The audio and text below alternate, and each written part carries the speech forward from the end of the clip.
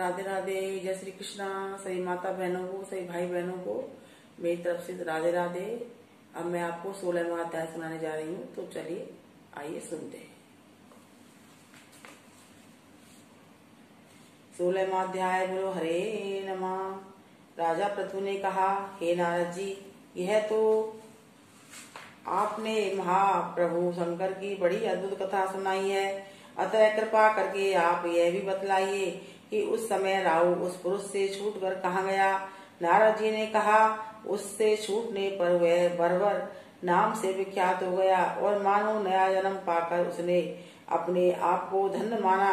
तथा वह धीरे धीरे जलंधर के पास गया। वहाँ उसने शंकर की चेष्टा कही। उसे सुनकर दैत्यराज को बड़ा क्रोध आया और उसने सब देवराज को बड़ा क्रोध आया और उसने सब दैत्यों की सेना सजाने की आज्ञा दी। काल नेमी और सुम निसुम आदि सभी महाबली दैत्य तैयार होने लगे। एक से एक महाबली दैत्य करोड़ों की संख्या में निकलकर युद्ध के लिए तैयार हो गए। मात्र प्रतापी सिंधु पुत्र शिवजी से युद्ध के लिए निकला। उसके आगे महर्षि शुक्राचार्य और छिन्न से राहु हुआ। फिर तो उसी समय जलंधर का मुकुट खिसक कर धरती पर पड़ा। आकाश में मेघ छा गए और बड़े अपशकुन हुए। इधर इंद्र आदि सभी देवताओं ने एकत्रित हो कैलाश पर जाकर शिवजी से सब जब वृतांत कहा और यह भी कहा कि आप जलंधर से युद्ध करने के लिए जो भगवान विष्णु को भेजा था वह उसके वशीवर्ती हो गए हैं। तथा लक्ष्मी से जलंधर के अधीन होकर उसके घर में निवास करते हैं। अब देवताओं को भी उसके यहाँ निवास करना पड़ रहा है। अब वह सागर पुत्र आपसे युद्ध करने को आ रहा है। अतः आप उसे मारकर हमारी रक्षा कीजिए।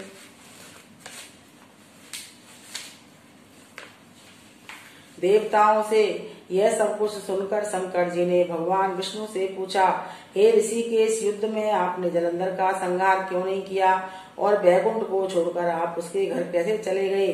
तब भगवान विष्णु ने हाथ जोड़कर शिवजी से कहा, उसे आपका अंशी या लक्ष्मी जी का भाई होने के कारण नहीं मारा है। वह बड़ा ही वीर व देवताओं से अजय है। मैं सत्य कहता हूँ कि उसे कोई भी नहीं मार सकता। इस पर लक्ष्मी ने मुग्ध होकर मैंने स्वयं उसके घर में रहने का वर दे दिया, इसलिए मैं उसके घर में रहता हूँ।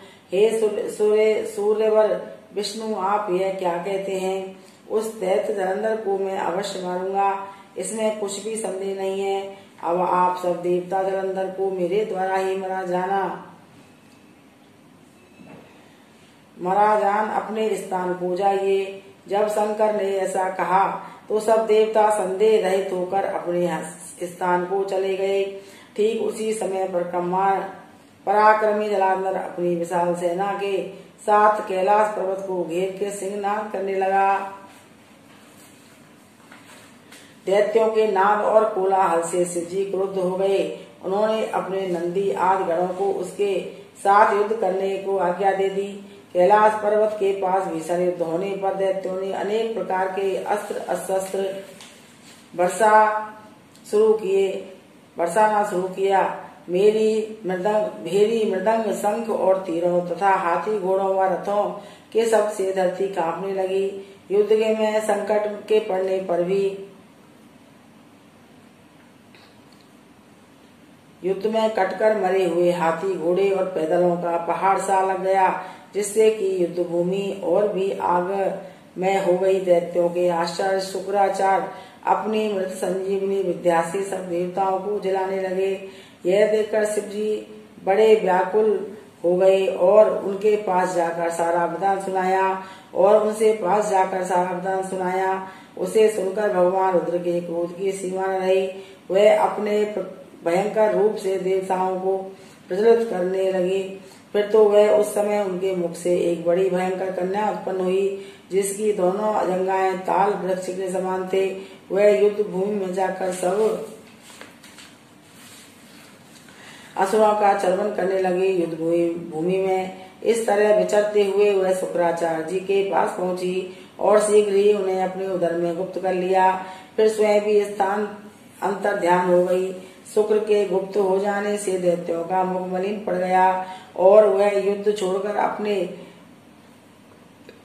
युद्ध छोड़कर भागने लगे। इस पर अनेक सुम्भ निसुम्भ और काल नेमार सेनापतियों ने अपने भागते हुए वीरों को रोककर शिवगणों का बड़ा कठिन प्रहार किया। और ऐसा ही शिव जी के नंदी आदि वीर गणों, जिनमें गणेश जी और स्वामी कार्तिकेय जी भी थे, अपने गणों को रोककर दैत्यों के भीषण युद्ध किया। बोलो कार्तिक मातम पुराण की जय, राधा रानी की जय, बरसाने वाली की जय, जुगल जोड़ी की जय, गणराज महाराज की जय।